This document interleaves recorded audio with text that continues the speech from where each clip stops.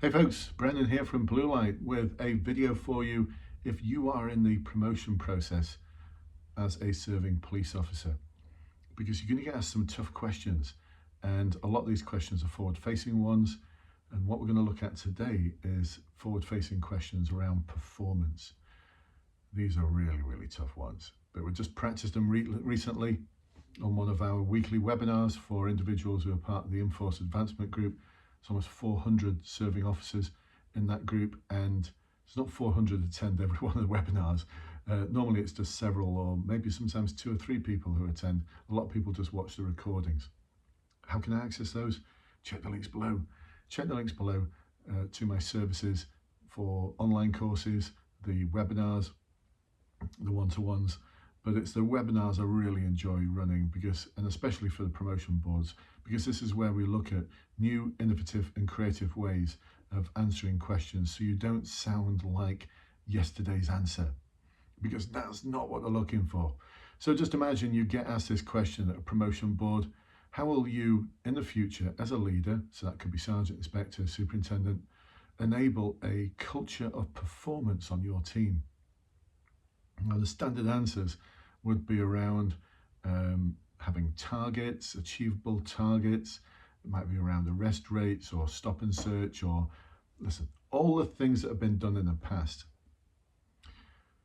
However, we've got a new challenge now. Well, it's not really a new challenge. I think that challenge has always been around. But in terms of performance, I think the police service has always gone for the easy things to measure. Because if it's easy to measure, it's this nice comfort blanket. I've got a rag chart in front of me. It's showing that we're red for burglaries. It's showing that we're green for stop and search. And it's just based on quantitative information.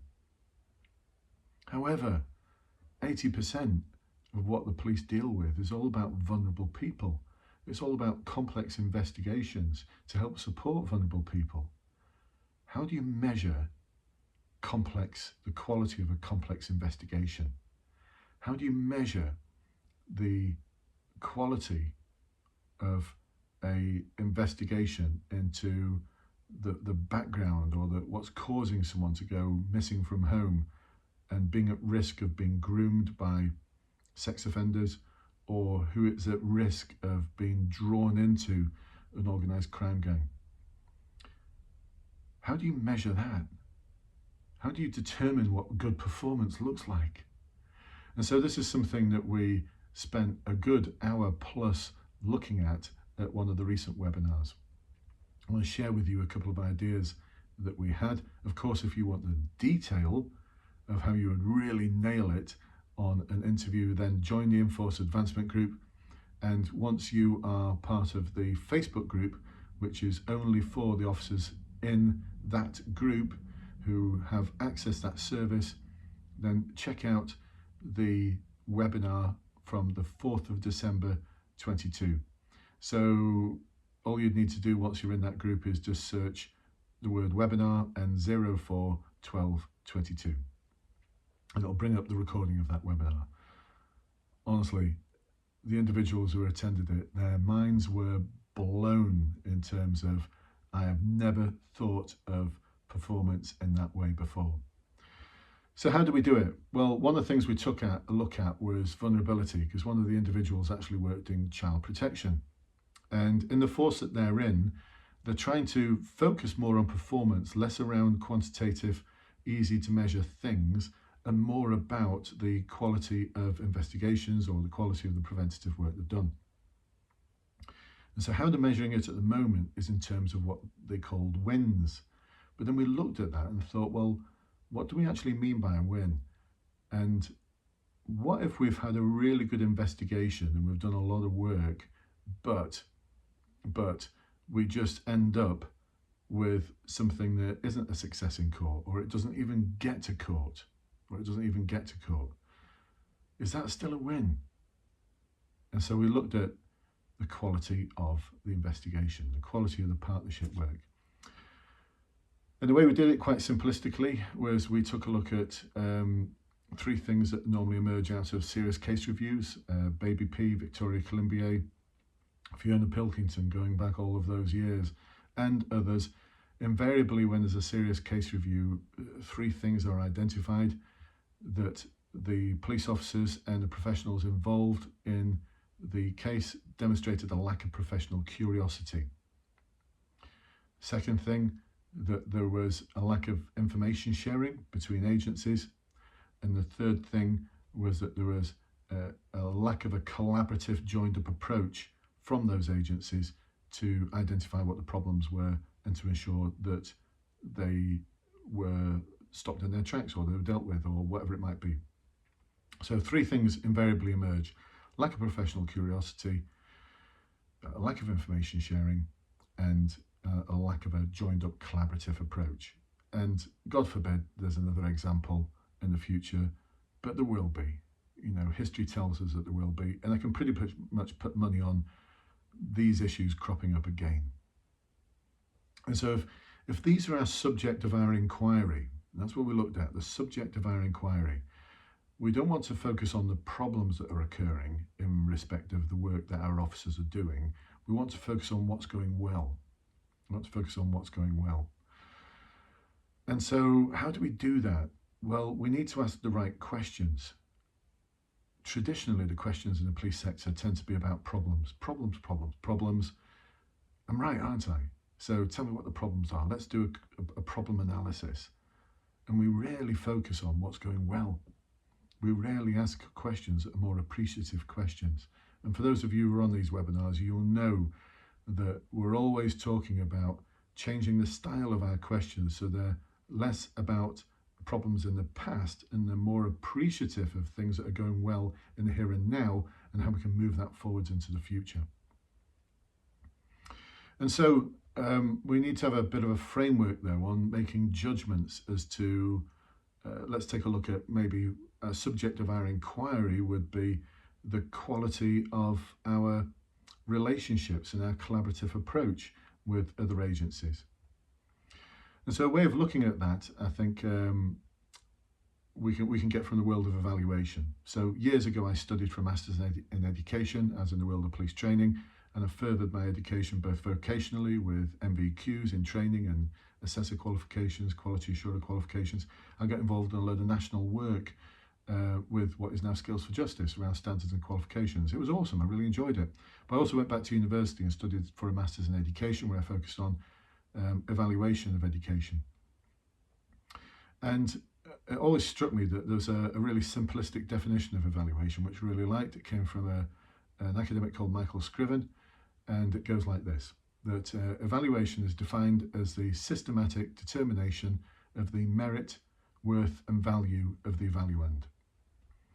So I'll repeat that again, the systematic determination of the merit, worth and value of the evaluand. So in this case, what we talked about, the evaluand was the quality of our relationships, the quality of our collaborative work. So then what we looked at was the first judgment, which is merit. So are we doing what we aim to achieve? Are we doing what the process is telling us we should be doing? So if we're making that judgment and saying that we are actually doing what we set out to do, we are complying with the policies that we came up with years ago, often in a different time, with different levels of complexity, well, that moves us into the next part, which is looking at the worth. So yes, we're achieving what we set out to achieve. But then the next question is, yes, but is what we're trying to achieve, does it have worth within the organizations? Does it have worth to those other organizations? We can be efficient. It's another way of looking at it. We can be efficient in that we achieve what we set out to achieve. But is it effective? Is it actually effective? Is it doing what it's meant to be doing in terms of the wider impact? Is it actually having a positive effect on the individuals who we are looking to safeguard, as an example? So this is where we start thinking about worth. So don't confuse efficiency and effectiveness. Don't confuse merit and worth, because you can be very efficient at doing a very ineffective thing. give you an example of this from my previous life as an inspector. So GMP has gone into special measures. The reason for that is manyfold, but one of the reasons was, I'm quite sure, how they gamed everything. All the targets were gamed all the time. My team, my neighbourhood team, had a set number of sanction detections which we had to achieve every month. I think it was something like 30 or 35. It's immaterial what the number was. We were focusing on a lot of preventative work, and I remember once getting a right old strip torn off me by a chief superintendent who said, I know you're doing a lot of really good work to prevent crime and to ensure people live in a better place, but your sanction detections are terrible. You're not achieving your targets. And it got me thinking, what do I say here? Actually, what I did say was, you're absolutely correct. We will get on it. We will do something about it, because that's the game you had to play.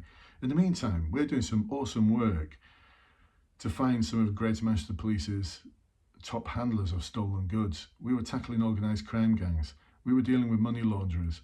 We were dealing with sexual exploitation of young girls. Yes, violence against women and girls 20 years ago. We were dealing with those things back then, but they didn't produce the sanction detections that we were looking for. And what we were doing wasn't doggedly focused on burglaries and vehicle crime, which was, if it wasn't about burglaries and vehicle crime, no one wanted to know. Burglaries, vehicle crime, sanction detections, that's the world we were in.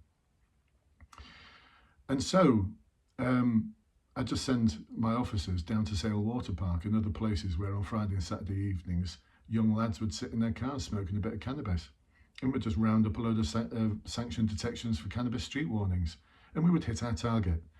So the next month, excuse me, I got congratulated at the GRIP meeting because we'd met all of our targets. We were green for everything in terms of sanction detections. Half of our sanction detections were just rounding up people and dishing out a load of cannabis street warnings, a good half or more. So what we were doing had merit, but did it have worth? We were being efficient, we were achieving what we were told to achieve, but was it effective? No, it wasn't effective at all. It was just what we did to keep the beast off our backs. And the beast was pretty much the whole of the management of Greater Manchester Police. It's why Greater Manchester Police, one of the reasons GMP is in special measures. Be really cautious about your performance framework, because what you value is what other people will, well, they don't value it, but they'll give you what you value. They'll play the game. They'll give the king his shilling, to coin a phrase. They'll give the king his shilling and then get on with what's important. So, merit, yes. Worth, zero. And then the value part is looking at the impact on our communities. The impact on our communities. So is what we're doing, if it has merit, great. If it has worth, even better. But what impact is it having ultimately on our communities? This is the value part. Really, really hard to measure. Really hard to measure. You can't put a number on it. If you try, you'll fail. So what we're looking at is the quality of investigations through that lens, and thinking about asking questions about the quality of our relationships and our collaborative approach. And this is how it would go. Can someone tell me about something that's happened over the past few weeks that you're really proud of in respect of the quality of our collaborative work with other agencies? This is the subject of our inquiry, and we're asking questions about things that people are proud of. Now, in the webinar, we went one step further, because once you've got that story, you need to do something with it. And you could be thinking along the lines of merit, worth, value, and then focusing on the things within that story that demonstrate merit, worth, and value. But we want more of it, don't we? If it's outstanding, if it's something that someone's proud of, and actually it's a really good example of what we should be doing, exactly what communities would be expecting of us, how are we going to get more of that? Well, there's 3 questions you can ask. 3 really simple questions you can ask that are going to get more of that from your officers as a leader. And honestly, in the webinars, when we look at these 3 questions, I can see people's faces going, is that it? It's that easy? And they've gone away and practiced those. And for many of my clients that have gone away and used this methodology to completely nail their boards. Feedback I've had, check the Trustpilot reviews. Just go and have a look at the Trustpilot reviews. They're awesome. Not just about police recruitment. We've got people who've achieved ranks of inspector, superintendent. Someone the other day said out of 189 sergeants, considering I failed my board last year, out of 189 sergeant candidates, I came third this year. This is what we specialise in. We want to make sure that the board is on the edge of their seats, that the board is looking at you thinking, this is different, this is something. This is the management of performance for tomorrow, not yesterday's management of performance. I don't want to know about that. So this is what we're after, folks. We're after high-scoring answers, and we're after, as some of my clients say in the webinars, it's a bit of a change in culture. And these aren't just Brendan's ideas. You know, they're based on research. So a lot of the work that we do and a lot of the sort of future performance frameworks might be made up of. So we'll look at 3 different things. We'll look at serious case reviews, then we look at theories of evaluation, and then we look at the model that we utilize of asking questions, which is based on something called Appreciative inquiry, which is an organizational development tool. Are we managing change, or are we change managers? We go into those sort of conundrums. Anyway, here's your invite, folks. If you want to find out more about what we discussed in that hour, and quite honestly, I think it's one of the best webinars that I've hosted. I really enjoyed it, and my clients on that day, on that evening, it was like the light bulbs were just going ping, ping, ping, ping, ping, ping, ping. Why haven't we been doing this for years, for decades? And it will score him incredibly well, because it just ticks all the boxes on the CV effort, no matter what level you're going for. Honestly, this ticks all the boxes. So it's less about ticking boxes on the CVF and more about having a method, having a plan that's different, that's going to have the board on the edge of their seats, that's going to have them thinking, this is exciting, this is different, this is what we need to move us forwards into the future. That's where you want the board to be. This is why my clients are getting top 5, top 3, top in the force. It's because we're looking at things through a different lens, but we're using research from all sorts of different angles and then putting it together for something that's new and different and exciting. Anyway, come and join us. Come and join us. And here's the deal. You can always quote me on this one. Watch that webinar. Come and join us. Watch that webinar.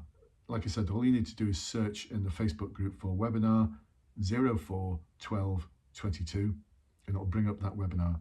Watch it. If you're not excited by it, let me know. I'll give you a full refund. It's only £69 to join. It's lifetime membership. You get access to a course. You get access to weekly webinars. £69 to change your career, to enable you to have the career of your dreams. I think that's a pretty good investment, don't you? Anyway, come and join us. And like I said, if by the end of it you just think, well, I'll learn a nonsense, then you're not right for the group anyway. And I'd love to give you a refund. I'd love to give you a refund. So you can always quote me on that. Come and join us, folks. Come and join us.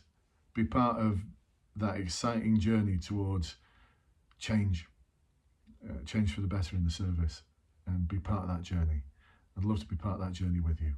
I'll catch up with you soon, folks. Take care. Bye-bye for now.